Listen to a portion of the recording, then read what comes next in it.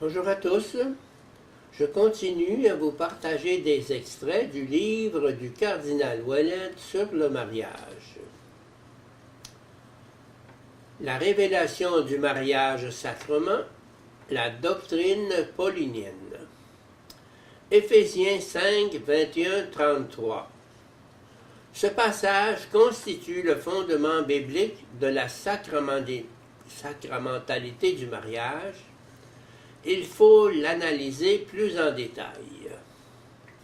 La structure du texte laisse apparaître clairement l'analogie entre les épouses, qui doivent être soumises au Christ comme au Seigneur, verset 22, et l'Église, qui doit être soumise au Christ, verset 24, sa tête, verset 23.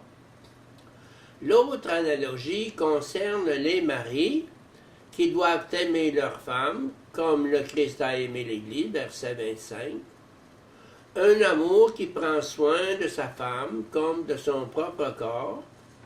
Ce que le Christ fait pour l'Église, verset 29. Paul comprend donc le mariage humain à la lumière de l'amour sponsal Christ-Église, modèle de l'union conjugale époux-épouse.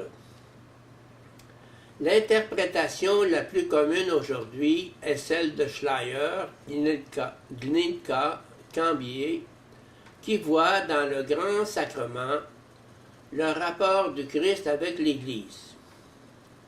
En tenant compte du contexte global de la lettre aux Éphésiens et de la signification du terme mysterion utilisé ailleurs, le grand mystère signifierait le plan divin du salut que Dieu a conçu de toute éternité et qui se réalise dans le Christ. Mais ce mystère est rendu actuel dans l'Église. Paul désigne donc comme grand mystère le rapport nuptial Christ-Église. En lien avec le Christ et l'Église, Paul présente l'union conjugale époux-épouse comme une participation de cet amour et de cette sainteté. Le rapport Christ-Église, grand mystère, se reflète dans le rapport époux-épouse, signe visible de ce mystère. Concluons donc l'exégèse de Éphésiens 5, 21, 33 avec H. Schleyer. Quel est donc le concept du mariage que l'apôtre démontre dans ce chapitre? Le mariage est la reproduction du rapport qui se réalise entre le Christ et l'Église. Le mariage, en tant que reproduction du mariage céleste du Christ avec l'Église, est élevé à la dignité sublime de celui auquel il participe. On doit même dire davantage. À cette réalité qui reproduit le mariage céleste du Christ et de l'Église, est conférée la dignité qui sera reconnue ensuite comme caractère sacramentel.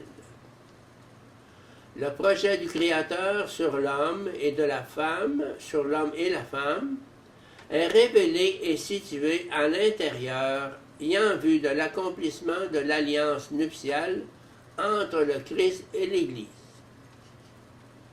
Dans le premier Adam, l'union future Christ-Église était rendue visible sous une forme prophétique. Dans le second Adam, c'est-à-dire dans le Christ et dans l'Église, et par suite dans le mariage chrétien, c'est l'amour rédempteur avec lequel le Père a donné son Fils pour racheter et sanctifier l'humanité qui est rendu visible. Dans les deux cas, celui du premier Adam et celui du Christ, il y a un aspect sacramentel, une manifestation dans les signes du mystère d'amour avec lequel Dieu a aimé et sauvé l'humanité. La venue de Jésus comme époux eschatologique, ses paroles sur le mariage dans le principe, sa donation sponsale pour l'Église, interprétée par Paul comme le grand mystère, explique et justifie pourquoi l'Église, guidée par l'Esprit, a compris le mystère matrimonial comme un véritable sacrement de la nouvelle alliance. Le couple humain, image de Dieu, ce sacrement primordial, est donc appelé à reproduire le mystère de l'amour sponsal du Christ pour l'Église.